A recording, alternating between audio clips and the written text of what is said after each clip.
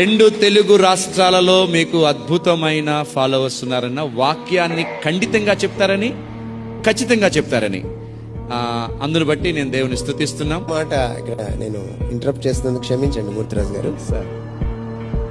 ఒకవేళ ఫాలోయర్స్ ఉంటే ఉండవచ్చు, కానీ ఆ ఫాలోయర్స్ నిజంగా ఫాలోయర్స్ అయితే వాళ్ళకి ఒక చిన్న సవినీయమైనటువంటి నా మనం ఏంటంటే, నా ఫాలోయర్స్కే you are not suppose to follow Prakash, you are suppose to follow Jesus Christ. ఇది ఒక్కటే నేను మీకు చెప్పాలి.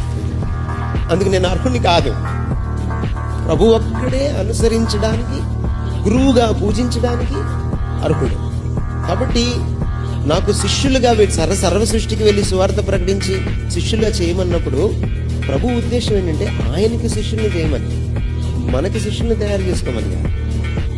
సో నేను నా ఫాలోయర్స్కే కాదు, మిగిలిన ఫాలోయర్స్ కూడా నేను చెప్పేది ఏంటంటే, దయచేసి మీరు మనుషుల్ని ఫాలో అవ్వకండి, ప్రభువుని మాత్రమే ఫాలో అవ్వండి.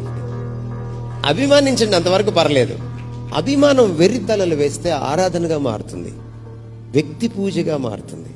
అది భయంకరమైన విగ్రహారాధనని దేవుడు వ్యభిచారంతో పోల్చాడు. అంచేత దైవజనుల్ని పూజించడము అన్యులు విగ్రహాలని పూజించిన దాంతో సమానం, వ్యభిచారంతో సమానం. అంచేత దైవజనుల్ని గౌరవించండి, పూజించకండి. There is